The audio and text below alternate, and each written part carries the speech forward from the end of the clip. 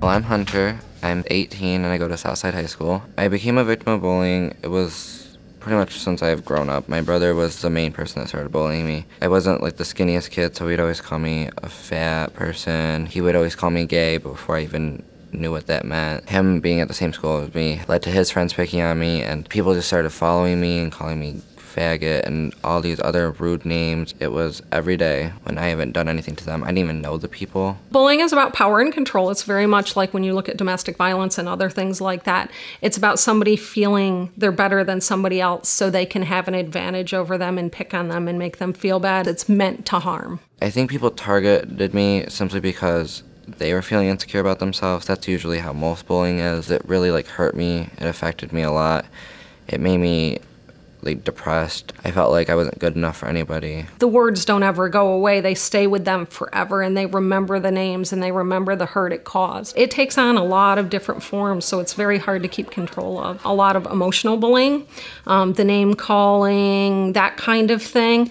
But it can end up physical as well, stealing people's stuff. The social media feeds into the bullying. There's the cyberbullying. It's 24/7 now, and before we had communities and we had neighbors and they kind of backed you up. But we've got a lot of isolated kids now. The way I reacted wasn't really a positive way. I could have went and got help. I could have talked to my mom or something. I could have done something better than what I did. What I did was I just hurt myself any way I could, whether it been burning myself, cutting myself, starving myself, anything I could just to focus on that than the actual pain of being bullied. Drug and alcohol issues can be a result of bullying. We've had kids that have hurt other kids, or a lot of the school shootings and stuff sometimes get related to bullying because that was the way they could get even. Kids sometimes will turn into the bully to defend themselves as a defense mechanism. They feel that if they are bullying somebody else, they are no longer going to be the target. When I was getting bullied, I would pick on anybody for no reason. There really wasn't a reason behind it. I would just see someone and be like, I'm gonna pick on them because I got picked on. They deserve it too. How I found support was I mostly talked to some family members, like my sister. She gave me so much good advice. She was there for me when I really needed her. Having a strong supportive group of friends and family members and just learning who I was. And once I learned who I was, I just realized they're not worth my time. I'm more of a better person than that, and it caused me to gain a lot of confidence. I also joined community events, starting at the YWCA, and getting myself involved and not focusing on it. 4 years ago, when the bullying was really bad, and I thought, I'm not worth anybody's time. I'm pointless of being here. I might as well just end it now and save everyone the problem. But now that I have experienced it and found a way to make myself happy and comfortable with myself, I think my life's gone way better. I'm happy with who I am. I have a great group of friends who are actually there for me and support me, and I have a great supportive family. And I've just found out who I really am instead of having to put on a fake act just so other people will like me. Hunter's been through a lot, and for a kid like him to be able to make a change in his life and to be able to stand up for an issue, anybody can do that. You just have to have the heart. You just have to have the energy, which he has a lot of, and you have to care. And there's a lot of kids out there that care. We have to use them as our resource to combat this issue. I do the Speak Up, Stand Out program, which helps prevent bullying by standing up and speaking out towards it. I like it because I'm helping people who are in the same situation I am. I get to put my word out there and let people know it will get better. It's not gonna be like this forever.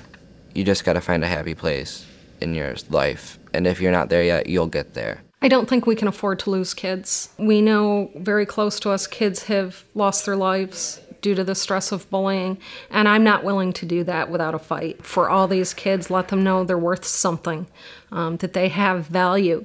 And so I think by addressing this issue, we give them that, and we're giving the power back to them. It's going to take the whole community, a lot of adults, a lot of students to put this on the forefront and say, it's got to stop. I think how adults react to the bullying as it being normal is not okay. Bullying is not a normal thing. It's easy just to say boys will be boys, look the other way, don't worry about it.